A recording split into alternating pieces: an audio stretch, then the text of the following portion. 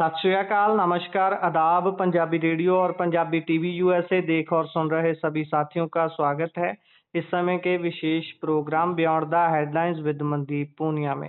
हर रोज की तरह प्रोग्राम में पूनिया जी का साथ होता है और देश विदेश के साथ जुड़ी हुई अहम खबरों पर होती है बातचीत। सबसे पहले करते हैं स्वागत, बहुत बहुत स्वागत है जी। जी नमस्कार, सत श्री अकाल, आदाब। नमस्कार, सत श्री अकाल, आदाब। रुख खबरों का करते हैं। सबसे पहले बात ट्रंप की धमकी की। ट्रंप ने एक बार दोबारा से धमकी लगाई है कि आज रात ईरान के ऊपर सबसे बड़ा हमला करेंगे, लेकिन मैं शायद इस पे सोच पाऊं। 2 या 3 बार यही बयान तो पहले के मैं सुन चुका हूं ट्रंप का। हर बार कहते हैं ऐसे, लेकिन अंत पर जाकर किसी न किसी बात को लेकर रुक जाते हैं। वैसे भी हम भी नहीं चाहते कि इतने बड़े हमले हों, आम लोगों के जनजीवन प्रभावित हो जाने जाएं। क्या कहते हैं इस पे? देखिए, आपने सही कहा कि कई बार अमेरिका की तरफ से बड़े हमलों के दावे किए जा चुके हैं, लेकिन अब की बार अमेरिकी राष्ट्रपति डोनाल्ड ट्रंप ने ईरान पर जो नई धमकी दी है हमले की, उसमें उन्होंने दावा किया है कि ईरान की ज्यादातर मिलिट्री पावर पहले ही कमजोर हो चुकी है। आने वाले दिनों में अमेरिका ईरान के सबसे बड़े oil export centre Kharg island और दूसरे जो अहम तेल गैस ठिकाने हैं उनके ऊपर वेनेजुएला की तरह कब्जा करेगा। खार्ग आइलैंड को ईरान के तेल के निर्यात का सबसे बड़ा सेंटर माना जाता है। मतलब वहां पर वो ट्रंप कह रहे हैं कि वो वेनेजुएला की तरह ही कब्जा करेंगे। वही ओमान के पास भारतीय नाविकों वाले जहाज पर अमेरिकी हमलों को लेकर भारत ने कड़ा विरोध दर्ज किया है। विदेश मंत्रालय ने कहा है कि अमेरिकी नौसेना ने भारतीय क्रू वाले तीसरे जहाज एमटी जलवीर पर भी हमला किया है। इस पर सवार सभी 20 भारतीय सुरक्षित हैं और उन्हें निकालने का काम जारी है। भारत ने इस मामले पर अमेरिकी एम्बेसडर को तलब कर कड़ा विरोध दर्ज कराया और कहा कि जहाजों पर हो रहे हमले तुरंत बंद हों। तो भारत क्या कहें कि दो पहलवानों की लड़ाई में एक तीसरा बेचारा भारत बेखाम को ही लपेटा जा रहा है। तो खैर पता नहीं क्या क्या स्थिति होगी क्या नहीं होगी, लेकिन काफी चीजें बुरी रही हैं। जॉर्डन ने कहा है कि 5 ईरानी मिसाइलें हमारे ऊपर आई हैं और हमने उनको इंटरसेप्ट किया है और किसी भी किस्म के नुकसान की सूचना नहीं है। ईरान दावा कर रहा है कि उन्होंने अमेरिकी MQ-9 रिपन ड्रोन मार गिराया है और ये कहा है कि हालांकि अमेरिका इसकी कोई पुष्टि नहीं करा, लेकिन ईरान दावा कर रहा है कि उन्होंने MQ-9 रिपर ड्रोन मार गिराया है। होर्मुज के पास टैंकर पर अमेरिकी हमला हुआ है। ओमान तट के पास मतलब जो ऑयल टैंकर था, इसमें आग भी लगी। हमले के बाद जहाज पर 24 भारतीय समेत 28 क्रू मेंबर थे। एक व्यक्ति की मौत हुई है जबकि कुछ क्रू मेंबर लापता बताए गए हैं। हालांकि इसमें इंटरनेशनल मीडिया कुछ और क्लेम कर रहा है। इंटरनेशनल मीडिया तो ये कह रहा है कि 3 लोगों की डेथ हुई है। अभी तक जो ऑफिशियल डेटा है ना भारत ने शेयर किया है, ना ईरान ने, ना अमेरिका ने। लेकिन हाँ, कुछ लोगों की ये जरूर खबर चल रही है कि हाँ कुछ लोग लापता हैं, 3 लोगों की डेथ हुई है, इस किस्म की खबरें हैं। रूस ने अमेरिका ईरान से हमले रोकने की अपील की है। मॉस्को में दोनों देशों से संयम बरतने और मिलिट्री कार्रवाई बंद कर डिप्लोमेटिक रास्ता अपनाने को रशिया कह रहा है। और इसके अलावा जो कतर का जो प्रतिनिधिमंडल है वो लगातार तेहरान में रुका हुआ है और वहां पर नेगोशिएशंस भी जारी हैं। खैर, एक्सपर्ट कह रहे हैं कि ईरान पर दबाव बनाने के लिए ट्रंप दोहरी रणनीति अपना रहे हैं। ईरान कह रहा है कि ट्रंप के सामने सिर्फ सरेंडर का ऑप्शन है, तो ईरान भी अपने किस्म से आंखें दिखा रहा है। खैर, ये युद्ध है, ये बड़ा अजीब होता जा रहा है। इसमें हालांकि बहरीन, कुवैत और जॉर्डन पर भी ईरानी हमले हुए हैं।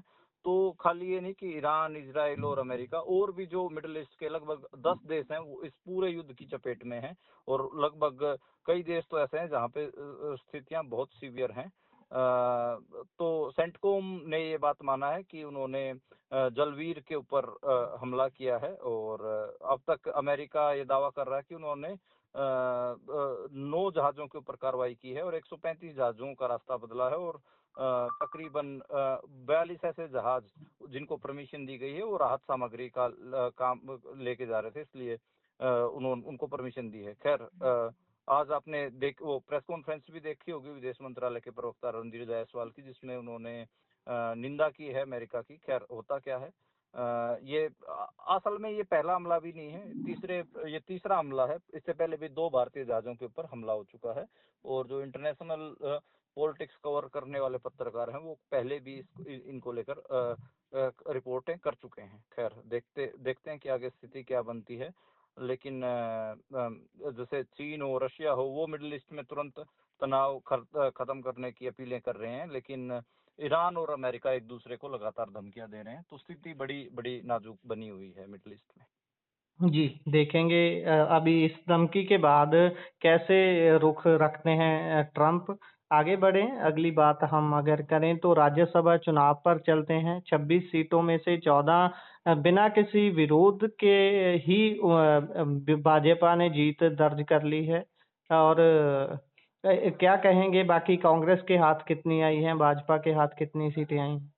देखिए 14 कैंडिडेट आज निर्विरोध राज्यसभा पहुंच गए हैं बीजेपी के। इनमें से मतलब 14 टोटल पहुंचे, 10 भाजपा के हैं, 4 कांग्रेस से हैं। कर्नाटक से कांग्रेस के राष्ट्रीय अध्यक्ष मल्लिकार्जुन खड़गे और पवन खेड़ा का नाम शामिल है। वहीं राजस्थान से बात करें तो बीजेपी के नए राज्यसभा एमपी सतीश पूनिया, अलका गुजर और कांग्रेस के नीरज डांगी पहुंचे हैं। खैर देखिए मध्य प्रदेश सबसे दिलचस्प रहा, क्योंकि वहां पर एक सीट कांग्रेस को जाने वाली थी मीनाक्षी नटराजन की, लेकिन उनका चुनाव आयोग ने नॉमिनेशन ही कैंसिल कर दिया था। इसके कारण मध्य प्रदेश से भाजपा के रजनीश अग्रवाल, तरुण चुग वैसे अमृतसर से हैं, लेकिन उनको मध्य प्रदेश से चुनाव लड़ाया गया, और महेश केवट, इन तीनों ने जीत दर्ज की है। हालांकि मीनाक्षी नटराजन के नामांकन को लेकर पार्टी ने पिटीशन लगाई सुप्रीम कोर्ट को, और वो शुक्रवार तक टाल दी गई है। तो मतलब रिजल्ट तो अनाउंस कर दिया, लेकिन पिटीशन को शुक्रवार तक टाल दिया गया है। यानी कि कल पता लगेगा कि मीनाक्षी नटराजन के मामले में क्या चीजें रहेंगी। कांग्रेस के पास संख्या बल था, बड़े आराम से मीनाक्षी नटराजन चुनाव जीत सकती थी, लेकिन उनके उसको नॉमिनेशन को खारिज किया गया। इसको लेकर काफी बवाल हो रहा है। कल देखते हैं कि सुप्रीम कोर्ट इसके ऊपर क्या चीजें करता है। राहुल गांधी लगातार धमकी भी दे रहे हैं चुनाव आयोग के अधिकारियों को। दिग्विजय सिंह ने तो ये भी कहा है कि बहुत सारे बड़े बड़े अधिकारी इसमें सम्मिलित हैं। खैर 12 सीटों के ऊपर 18 जून को वोटिंग होनी। इसमें आंध्र प्रदेश की 4, झारखंड की 2, मणिपुर, मेघालय, अरुणाचल, मिजोरम, महाराष्ट्र, तमिलनाडु की एक एक सीट है। तो अभी स्थिति देखते हैं कि आगे क्या बनती है। शायद अभी तक जो बिट्टू है, रवनीत बिट्टू, उनको किसी भी जगह से भेजा नहीं गया है। उन्होंने हालांकि स्टेटमेंट देने शुरू कर दिए हैं कि वो तो विधानसभा का चुनाव लड़ेंगे। शायद बीजेपी उनको कहीं से भी राज्यसभा में भेजने का प्लान नहीं बना रही है। तो देखते हैं कि आगे क्या स्थिति बनती है। गुजरात में तो देखो, और आंध्र प्रदेश में तो एनडीए ही जीतेगी। हालांकि 2 सीटें झारखंड में हैं, वहां पर ये बताया जा रहा है कि कांग्रेस और जेएमएम जीत सकती हैं। तो देखते हैं कि क्या स्थिति बनती है। तो खैर राजस्थान कर्नाटक की बात आप बता ही दी है। तो राज्यसभा चुनाव काफी दिलचस्प होता जा रहा है, और इसमें आप देख ही रहे हैं लगातार कि राज्यसभा चुनाव में बीजेपी बड़े लेवल पर विपक्षियों को खेत कर रही है, चाहे श्याम दाम दंड भेद की नीति से। जैसे हरियाणा में क्रॉस वोटिंग का चला था, झारखंड में भी क्रॉस वोटिंग होने के आसार हैं। खैर देखते हैं कि 18 जून के रिजल्ट क्या रहता है। आज मीनाक्षी नटराजन को लेकर काफी चर्चाएं रही।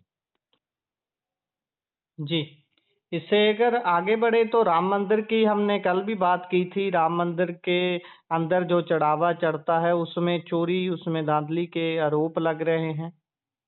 हाँ कल भी हमने बात की थी कि 7 करोड़ रुपए के गबन की लगातार बात आ रही है राम मंदिर में। और उसमें जो उस आरोप भी जो अकाउंट इंचार्ज था उसने लगाए हैं। हालांकि उसको नौकरी से निकाल रखा है।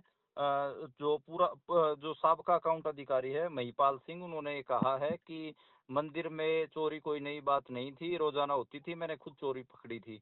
उन्होंने ये कहा है कि राम मंदिर ट्रस्ट के महामंत्री चंपत राय और मेंबर गोपाल जी से उन्होंने शिकायत भी की थी। अगले दिन चंपत राय ने मुझे हटा दिया और मंदिर में लगे सीसीटीवी कैमरों की 8 महीने पुरानी फुटेज डिलीट करवा दी गई।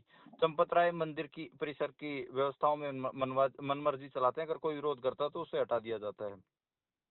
शंकराचार्य स्वामी अविमुक्तेश्वरानंद ने भी गुरुवार को एटा में कहा था कि राम मंदिर में शिला पूजन के समय से ही चोरी हो रही है, कितने आरोप लग चुके हैं। जब मंदिर बनने लगा तो प्लाट बिकने लगे, 2-2 मिनट में प्लाट करोड़ के हो जाते थे। वहां पहले से ही चंपत राय बैठे हैं। चंपत का मतलब ही होता है लेकर भाग जाना। तो खैर उसके अलावा राम मंदिर आंदोलन से जुड़े बीजेपी नेता और बजरंग दल के संस्थापक रहे विनय कटियार, उन्होंने भी वो भी लखनऊ से अयोध्या पहुंचे। उन्होंने कहा कि जिस तरह के आरोप हैं उसकी सच्चाई सामने आनी चाहिए, जांच जरूरी है। मामला करोड़ों लोगों की श्रद्धा और विश्वास से जुड़ा हुआ है, तब पारदर्शिता महत्वपूर्ण हो जाती है। तो खैर, विनय कटियार आपको मैं बता दूं कि नरेंद्र मोदी के एंटी गुट के माने जाते हैं। तो खैर, बीजेपी में भी एक धड़ा है, लगातार वो इसको लेकर पॉलिटिक्स कर रहा है और कह रहा है कि 7 करोड़ रुपए कहाँ गए। और नरेंद्र मोदी के ऊपर के जो खास हैं वहां पर नरेंद्र मोदी के खास माने जाते हैं चंपत राय, तो चंपत राय के ऊपर खूब सारे आरोप लग रहे हैं। अखिलेश यादव भी ये बात कह चुके हैं कि इसकी फेयर जांच होनी चाहिए। खैर, महंत कमल नयन दास वहाँ के काफी बड़े महंत माने जाते हैं अयोध्या के, उन्होंने कहा कि जो जैसा करेगा भगवान उसे वैसा फल देगा। तो जो संत समाज है वो भी बड़े इशारों में बात कर रहे हैं। राम मंदिर में जो चोरी हुई है उसमें अखिलेश यादव के जो 11 सवाल हैं उनमें एक तो यही है कि कौन है इन सब के पीछे जो देश की सनातनी आस्था से खिलवाड़ कर रहा है। चढ़ावे में चोरी का पाप करने वालों को कौन बचा रहा है, इस अपराध के तार किन किन लोगों से जुड़े हुए और कितनी दूर तक जाते हैं, कौन ऐसा धर्मी है जिसके हाथ में पूरे कांड की लगाम है, इस घपले का सरगना कहाँ छिपा बैठा है, इस घोटाले में किस किस की हिस्सेदारी है, इस कांड के खुलने के पीछे चोरी के पैसों के बंटवारे की लड़ाई मुख्य कारण है या कुछ प्रभावशाली लोगों की आपसी प्रतिस्पर्धा। सीसीटीवी सार्वजनिक करके मामले की सच्चाई बताने में क्या परेशानी है, डबल इंजन अब कहाँ है, डबल इंजन क्या सिर्फ डबल इंजन का उपभोग करने के लिए है या कोई जिम्मेदारी भी है। तो खैर, अखिलेश यादव लगातार राम मंदिर को लेकर पॉलिटिक्स कर रहे हैं। हालांकि राम मंदिर बेशक से बीजेपी राम मंदिर की पॉलिटिक्स करती रही हो, लेकिन 2024 के लोकसभा चुनाव में जो अयोध्या की लोकसभा सीट है वहां से बीजेपी हार गई थी और वहां से जो जीत हासिल की थी वो समाजवादी पार्टी ने की थी। तो खैर, ये बड़ा अजीब संयोग भी है कि जो अयोध्या का संत समाज है या अयोध्या के लोकल बीजेपी लीडर्स हैं वो सब बीजेपी की सरकार के खिलाफ वहां पर आंदोलित हैं। जी। और इससे अगर हम आगे बढ़ें, अगली बात करें, 20% से ज़्यादा एथेनॉल वाले पेट्रोल के ऊपर एक्साइज ड्यूटी ज़ीरो रहेगी। पेट्रोल पंप पर मिल रहे E20 यानी कि जिसमें 20% एथेनॉल पेट्रोल है उस पर लेकिन कोई राहत नहीं है। उससे ज़्यादा अगर एथेनॉल मिली होगी तब राहत मिलेगी, लेकिन उससे बाइक को, गाड़ियों को कितना नुकसान होगा उसके बारे में सरकार कुछ नहीं बोलना चाहती। देखिए गुरप्रीत, ये सब किसके नाम पे हो रहा है? ये सब हो रहा है क्लीन फ्यूल के नाम पर। कई बार दुख भी होता है कि देश किस स्थिति में पहुंच गया है, क्लीन फ्यूल के नाम पे कोई कुछ भी फैसले ले रहा है। देखिए, ये जो खबर है अपने आप में बड़ी अजीब लगी मुझे तो जब पहली बार पढ़ रहा था, क्योंकि आप और हम लगातार देख रहे हैं कि जो पुरानी गाड़ियां हैं पेट्रोल की, उनमें लगातार इंजन फेलियर्स की दिक्कतें आ रही हैं। सरकार उनके लिए कोई जवाबदेही नहीं दे रही है और बहुत सारी मतलब अपन कहे कि 80% जो पेट्रोल की गाड़ियां हैं उनको उनके हाल पे मरने के लिए छोड़ दिया गया है, क्योंकि वो एथनॉल ब्लेंडिंग के हिसाब से उनके इंजन ट्यून ही नहीं है। फिर भी लगातार सरकार है वो नए फैसले ले रही है। अब E22 का कह रहे हैं कि 2030 तक E30 भारत में लागू कर दिया जाएगा। अभी जो आप देखेंगे कि जो इंजन अभी कंपनियां बना रही हैं वो E20 जो एथनॉल ब्लेंडिंग है उसके हिसाब से बना रही हैं। अब ये कह रहे हैं कि हम तो छूट, टैक्स की छूट उसको देंगे जो 22% या 30% एथनॉल मिला रहा होगा। E22, E25, E27 ये 4 वेरिएंट कह रहे हैं टैक्स के छूट के दायरे में वो आएंगे। अगर पेट्रोल पंप के मालिकों ने टैक्स बचाने के चक्कर में E22, E25 ये सब एथनॉल ब्लेंडिंग वाले पेट्रोल लेने शुरू कर दिए, तो फिर मुझे बताइए कि जो अब ये नई गाड़ियां जो कि E20 के हिसाब से बनी हैं उनके इंजनों का क्या होगा। तो खैर, भारत बड़े अजीब स्थिति में है जहां पर जो 4 व्हीलर्स की जो पॉलिसी है कि किस स्थिति में आगे बढ़ना है, किस किस्म की पॉलिसी अपनानी है, वो बिल्कुल क्लियर नहीं है। और लगातार भारत में जो पुरानी गाड़ियों के जो कस्टमर्स हैं उनको उनके हाल पे छोड़ दिया गया है। और देखिए, ना तो ईवी पॉलिसी भारत में जो गाड़ियों की है, इलेक्ट्रिक व्हीकल्स की, उसमें कोई क्लैरिटी है। पेट्रोल की तो आपको मैं बता ही रहा हूँ। और जबकि इसमें इंटरेस्ट की दिक्कत भी, क्लैश ऑफ इंटरेस्ट भी है। क्लैश ऑफ इंटरेस्ट इस वजह से है क्योंकि जो मौके के ट्रांसपोर्ट मिनिस्टर हैं, सड़क परिवहन मंत्री हैं जो नितिन गडकरी जी, उनके बेटों की आपको और हमको पता ही है एथनॉल की फैक्ट्रियां हैं। तो जो कहीं ना कहीं लोग ये भी सवाल करते हैं कि कहीं ना कहीं वो अपने बेटों को इसका एथेनॉल का फायदा देने के लिए एथेनॉल कंपनी ये कर रहे हैं। खैर, गाड़ियों के इंजन और परफॉर्मेंस को लेकर तो लगातार विवाद है ही है। साथ में ये भी बात है कि ऑटो इंडस्ट्री है वो भी बड़ी निराश नजर आ रही है और कह रही है कि हम क्या करें, हमारे हाथ में तो चीजें हैं ही नहीं। तो बड़ी अजीब स्थिति भारत की ऑटोमोबाइल इंडस्ट्री में इस समय देखने को मिल रही है। जी, बिल्कुल। इससे आगे बढ़े तो बात मणिपुर की करते हैं। मणिपुर में कुकी समुदाय के 2 लोगों की हत्या की गई है। हाँ, ये जो मणिपुर है, मणिपुर से खबरें लगातार दबाई जा रही हैं। मणिपुर देखिए, पिछले 1 सप्ताह में भी बहुत सारी ऐसी घटनाएं हुई हैं जिनके बारे में देश को चिंतित होना चाहिए था। 30 से ज्यादा घर जलाए गए हैं। एक दिन पहले ही 6 नागा लोगों के डेड बॉडीज मिली थी, तो उनकी मतलब हत्या की गई थी, वो खबर गायब थी। और अभी 2 लोगों की हत्या की खबर और है, मणिपुर में कुकी समुदाय के ही हैं। तो खैर, ये बड़ी अजीब घटनाएं हैं, लेकिन इसके ऊपर किसी का भी ध्यान नहीं है। देखिए, आपने और हमने कुछ दिन पहले भी ये बात कही थी कि जो राहत शिविर हैं उनमें भी जो उस कम्युनिटी के लोग हैं, मणिपुर के जो लोग हैं, उनकी हत्याएं हो रही हैं, उनकी डेथ्स हो रही हैं। लेकिन ये नेशनल मीडिया से खबर लगातार गायब है। और जो सरकार है उनको भी जो ये पूरा वायलेंस है, इससे जो लोगों को नुकसान हो रहा है उसके बारे में इनकी चिंताएं नहीं दिखती। अब जैसे अगर मैं बात करनी हो तो इवन सिर्फ रिलीफ कैंप्स के अंदर 731 लोगों की डेथ हो चुकी है पिछले 3 साल में। लेकिन कोई भी जवाबदेही मणिपुर को लेकर तय नहीं हो रही है। 2 समुदाय आपस में बुरी तरीके से लड़ रहे हैं और सरकार कोई भी जिम्मेदारी लेने के लिए तैयार नहीं है। इससे आगे बढ़े तो न्यूज़ क्लिक के ऊपर ईडी की कार्रवाई बीते समय में काफ़ी चर्चा का विषय रही थी। अब हाई कोर्ट ने इस ईडी की कार्रवाई को रद्द करने की बात कही है। सिर्फ रद्द करने की बात ही नहीं कही है, बल्कि ये भी कहा है कि ये जो कार्रवाई थी, ये कहीं ना कहीं जो फ्रीडम ऑफ स्पीच है उसको लेकर भी बड़ी घटनाक्रम थी, उसको दबाने का प्रयास थी। और जो इंडिपेंडेंट जर्नलिज्म है उसको दबाने का प्रयास थी। तो काफी इसको लेकर आप याद करिए कि ईडी पर जो हुई थी कार्रवाई हुई थी, उसके बाद कैसे बताया गया कि देखो देश के इतने बड़े बड़े पत्रकार हैं, वो तो देशद्रोही हैं, वो तो विदेशों से पैसा लेते हैं, ऐसा करके बहुत सारे नैरेटिव उन लोगों के खिलाफ बनाए गए थे। तो देखिए, स्थिति तो अजीब है ही। अभी ये अभी तो एफआईआर को क्वैश कर दिया गया है, पर आप देखिए कि जो न्यूज क्लिक के एडिटर थे परवीर पुरकायस्थ, उनके ऊपर तो यूएपीए तक लगा दिया गया था और कई महीने 6-8 महीने वो जेल में रहे, उनको बाद में जमानत मिली।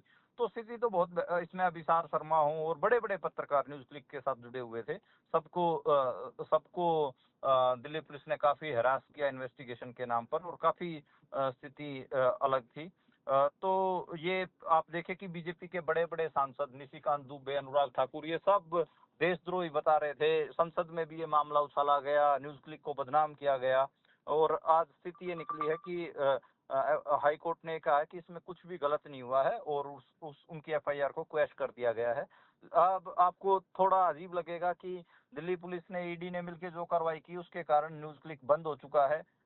कई सारे जो पत्रकार हैं वो बेरोजगार हो चुके हैं। अब इतना बड़ा एस्टेब्लिश्ड न्यूज प्लेटफॉर्म था, वो बंद हो गया। कई पत्रकारों की नौकरियां गई, उनको बदनामियां इतनी झेलनी पड़ी कि उसके एडिटर को जेल काटनी पड़ी। और अब बताइए कि आखिरी में कह दिया गया नहीं नहीं ये तो सब गलत हुआ है। कुछ तो जवाबदेही तय होनी चाहिए, दिल्ली पुलिस की भी होनी चाहिए, ईडी की भी होनी चाहिए। एक पूरी संस्था को बर्बाद कर दिया गया, पत्रकारों के करियर को बर्बाद कर दिया गया और निर्दोष लोगों को इनकी वजह से जेल काटनी पड़ी। तो कुछ तो जवाबदेही तय होनी चाहिए। और मेरे को लगता है कि ये भारत में हम देख ही रहे हैं कि प्रेस को दबाने का ये एक अलग किस्म का जो धंधा है वो रूलिंग पार्टी ने खोल लिया है। ईडी का, पुलिस का इस्तेमाल करके पत्रकारों को और पत्रकारों की संस्थाओं को बर्बाद करने पे लगे हुए हैं। जी, बिल्कुल। इससे आगे बढ़े तो बात ऐसा आरएसएस की करते हैं। जिस देश में एक ठेले वाला भी हो उसको भी पंजीकरण करवाना पड़ता है, खुद को रजिस्टर करवाना पड़ता है, वहाँ आरएसएस को इतनी छूट कैसे? देखिए, ये सारा इशू लगातार साउथ इंडिया के ऐसे सूबे जहां पर बीजेपी की सरकारें नहीं है उनसे चल रहा है, चाहे केरला हो, कर्नाटका हो या फिर बात करें तमिलनाडु की, कर्नाटक में जो अभी गृह मंत्री हैं प्रियांक खड़गे, जो मल्लिकार्जुन खड़गे हैं राष्ट्रीय अध्यक्ष कांग्रेस के, उनके बेटे ही हैं, वो इस बात पे अड़े हुए हैं कि आरएसएस को इन्वेस्टिगेट करने की मौका दिया जाए उनको। उन्होंने कहा कि ये इतनी अपने आप दुनिया की सबसे बड़ी संस्था बताती है, लेकिन इसके पास कोई भी रजिस्ट्रेशन डॉक्यूमेंट नहीं है, कहीं पे भी ये रजिस्टर्ड नहीं है। जबकि एक छोटे से ठेले वाले को अगर ठेला लगाना पड़े तो रजिस्ट्रेशन करवाना पड़ता है, और एक नागरिक को रजिस्ट्रेशन करवाना पड़ता है। तो जो अपने आप को दुनिया का सबसे बड़ा संगठन कह रहा है, उसकी कोई रजिस्ट्रेशन क्यों नहीं है? तो इसको लेकर काफी जो विवाद है वो साउथ इंडिया में चल ही रहा है। बहुत सारी चीजें इसको लेकर पहले भी आ चुकी हैं। खैर, देखते हैं कि स्थिति क्या बनती है, लेकिन अभी के लिए तो आरएसएस को लेकर साउथ इंडिया के जो सूबे हैं उनमें काफी नाराजगियां हैं। बहुत सारी जगह पे तो आरएसएस को बैन करने की बात हो रही है। कर्नाटका में प्रियांक खड़गे ही एक ऐसा अपन कहें कि अध्यादेश, एक ऐसा कानून लेके आए थे जिसमें उन्होंने कहा था कि कोई भी सरकारी कर्मचारी आरएसएस के कार्यक्रम में शामिल नहीं होगा। उसके बाद आरएसएस ने, बीजेपी ने वहां पर प्रियांक खड़गे के ऊपर हमले भी किए। उसका फिर प्रियांक खड़गे ने ये जवाब दिया है कि भाई, जब आपकी संस्था है वो रजिस्टर्ड ही नहीं है तो हम कैसे पता करें कि ये क्या एक्टिविटी करवाती, क्या नहीं करवा, हम सरकारी कर्मचारियों को कैसे आरएसएस के कार्यक्रमों में शामिल होने के लिए दे सकते हैं। तो ये काफी विवाद साउथ इंडिया में चल रहा है, और कहीं ना कहीं वहां पर आरएसएस के उलट एक माहौल भी है, और एक पूरा रेजिस्टेंस आरएसएस के उलट साउथ इंडिया में हमें देखने को मिल रहा है लगातार। जी। और इससे अगर हम आगे बढ़ें तो दिल्ली में सिंगर गुरु रंधावा की जिम के ऊपर फायरिंग हुई है, क्या है इसका कारण? देखिए, दिल्ली के पश्चिम विहार इलाके में जिम के बाहर दो मोटरसाइकिल सवारों ने ताबड़तोड़ फायरिंग की है। पुलिस कह रही है कि जो दिल्ली के रजौरी गार्डन के रहने वाले दो कारोबारियों का ये जिम है, और जिसके brand ambassador Punjabi singer Guru Randhawa हैं। लोग ये भी कह रहे हैं कि इनडायरेक्टली वो जिम गुरु रंधावा का ही है। वारदात के बाद सोशल मीडिया पर एक पोस्ट भी शेयर की गई है जिसमें लॉरेंस बिश्नोई गैंग ने इसकी जिम्मेदारी ली है। साथ ही गैंगस्टर हैरी बॉक्सर का एक ऑडियो भी जारी कर गुरु रंधावा को जान से मारने की धमकी दी गई है। पोस्ट में गुरु रंधावा के बारे में लिखा हुआ है, इसे समझाया था कि सलमान खान से दूर रहे, वह हमारा दुश्मन है, लेकिन वह उसके बहुत करीबी बन रहा था। जितने भी देशद्रोही हैं जहाँ पे छिपे हुए हैं वहीं पर मारेंगे। तो एक बात ये समझ में नहीं आ रही कि गुरु रंधावा देशद्रोही कैसे है, सलमान खान देशद्रोही कैसे है। तो ये बड़ा अजीब है कि जो लॉरेंस बिश्नोई जो गैंग है वो लगातार सेलिब्रिटीज को टारगेट करती है और चर्चाओं के विषय में रहती है। आपको पता हो कि जो सिद्दीकी का जो मर्डर था, वो भी, उसने भी काफी आई बॉल्स कैच की थी। बाबा सिद्दीकी मुंबई में, वो सलमान खान के करीबी माने जाते थे, और ये उसमें भी लॉरेंस बिश्नोई ने कहा था कि सलमान खान की वजह से उनको मारा है। सिद्धू मूसेवाला का मर्डर हो या और भी बहुत बहुत हाई प्रोफाइल मामले हों, उसमें लगातार लॉरेंस बिश्नोई गैंग का नाम आता रहता है। देखिए, इसमें मैं तो ये मानता हूँ कि एक जो थियरी लगातार सर्कुलेट की जाती है, मैं तो उसमें बिलीव करता हूँ कि जो लॉरेंस बिश्नोई है वो गुजरात में बैठा हुआ है जेल में, और लगातार वहां से वारदातें का अंजाम दे रहा है। तो इट मीन्स जो रूलिंग क्लास है उसकी कहीं ना कहीं, जो मौके की हुकूमत है उसकी, उसको शय है। तो ऐसे कोई जेल से बैठकर कोई कैसे क्राइम को अंजाम दे सकता है? पंजाब में उसको वापस लेके आने नहीं देते, कहते हैं कि इसके सिक्योरिटी का खतरा है, और लगातार वो जो हमले है वो उधर से ऐसी कार्रवाइयां वो करता रहता है। हरियाणा में भी एक जिम के मालिक को आज झांसी में गोलियां मार के हत्या कर दी गई, उसमें भी इसी गैंग का नाम आ रहा है। तो बड़ा अजीब लग रहा है कि जो लॉ एंड ऑर्डर स्थिति है, देखिए वो मजे कर रहा है गुजरात में, लेकिन लॉ एंड ऑर्डर स्थिति खराब हो रही है हरियाणा में, पंजाब में, दिल्ली में, मुंबई में। और ऐसे बड़े बड़े सेलिब्रिटीज, मतलब कहीं ना कहीं जो स्टार डस्ट है, वो कहीं ना कहीं बड़े बड़े सितारों को टारगेट करके फेम हासिल करने का जो लॉरेंस बिश्नोई गैंग है वो काम कर रही है। और जो आपको पता ही है कि प्रोटेक्शन मनी लगातार पंजाबी इंडस्ट्री और बॉलीवुड से लॉरेंस बिश्नोई ने की गैंग ने वसूलनी शुरू कर रखी है। ऐसे ही वारदातों को अंजाम देके वो ये सब करते हैं, और जो सरकारें हैं वो हाथ धर के ही नहीं बैठी रहती, बल्कि ऐसे लोगों को प्रोटेक्ट भी करती हैं। तो बड़ा अजीब लगता है कि लगातार लॉरेंस बिश्नोई को प्रोटेक्ट किया जा रहा है, और उसके नाम पर इस किस्म की कार्रवाइयों को अंजाम दिया जा रहा है। तो खैर, देखते हैं कि इसमें क्या पुलिस कार्रवाई करती है, दिल्ली पुलिस किनको पकड़ती है किनको नहीं पकड़ती है, वो तो आगे पता चलेगा। लेकिन जो ये घटनाएं हुई हैं आज, एक तो दिल्ली में जो गुरु रंधावा की जिम के ऊपर फायरिंग है, और दूसरा जो हांसी में, हरियाणा के हांसी जिले में जो जिम ओनर को मारा गया है, ये बड़ी दिल दहला देने वाली घटनाएं हैं, और लगातार ये दिखा रही हैं कि इस इलाके में लगातार लॉ एंड ऑर्डर की स्थिति बिगड़ रही है। जी, इसी के साथ प्रोग्राम का समय यहाँ समाप्त होता है। आप जुड़े जानकारियाँ साझा की, बहुत बहुत धन्यवाद। धन्यवाद गुरप्रीत।